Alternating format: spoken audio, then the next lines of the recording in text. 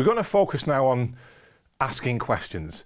And I want to start this off by just thinking about children, because from a very young age, maybe 2, 3, when children are starting to learn how to speak, they ask a lot of questions. And I'm sure any parent has had that stressful moment where their kids are asking too many questions. And there's no logical answer to what the kids are asking. And that shows something, that they are looking for the logical answer.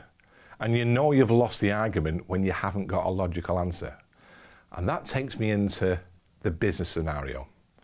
Because when you walk into a workplace, you find every business has a culture of how things get done. And things flow or don't flow, or things just happen in the business. And people go away in their little silos and they do things. Why are we creating that report? Why are we giving that information to that person? Why do we do this? Why do we do that? Think of it what children do. They ask the question why because they want a logical explanation. And once we get the logical explanation, we know we're going down the right route. Now, what's important here is that, and it probably happens at a younger age in the modern society, is that children will quickly move, with a few years, to stop asking questions, particularly when they're at school, because they get socialized into their environment where it's not cool to ask questions. Well, I think in the workplace, we've all been socialized where it's not cool to ask questions. Maybe it's a young member of staff who thinks, well, I've not worked here long enough and I'll just do this because I need to do it because everybody else does it, and I won't ask the question why. So, I remember in my early days is working in production management and going back to the 1990s, and I took over a position where I needed information and data. I was quite a young production manager, so I was a little bit out of my comfort zone. I was learning new things. And about 6 months into the role, I went and I sat down with the accounts department and I took all these reports, and there was very thick reports. And I said to them, why do you keep giving me these reports? And they were making the case because you need these reports to give you that management information for decision making in the job that you do. And I'm thinking, well, I don't really, because we have systems in place now where we're using live information when we're doing the job. This might have been useful 5, 10 years ago for people doing the job earlier, but we don't really need it. This to me is what I call lag information. You're pulling together information after it's had the impact. You might need that for reporting processes. I don't need it to manage what we're doing. And they disagreed with me. And they weren't listening to me, the customer. I'm saying, I don't need you to do this.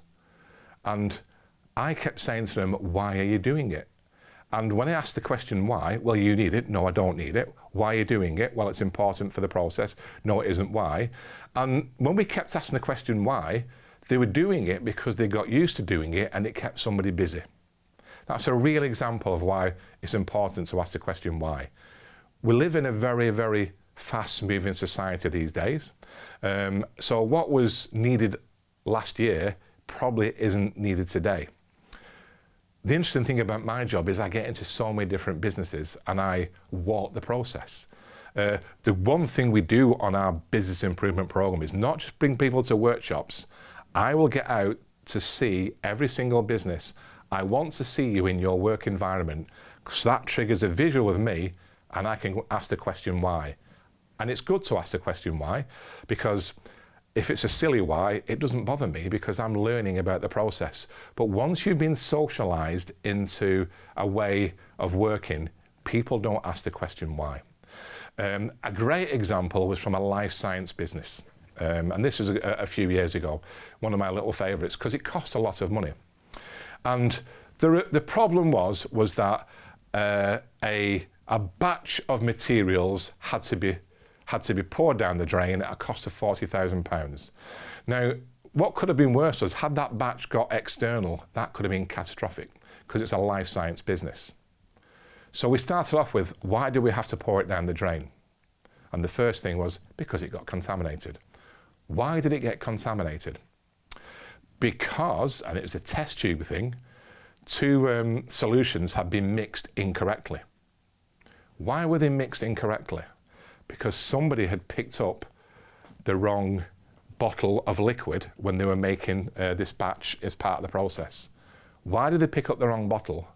Because when they went to the stores area where the bottle was stored, they misread the part number. Now, we're talking about liquids here that all look the same because they're like clear liquids. So they picked up the wrong one because it had the wrong part number. Why did it have the wrong part number?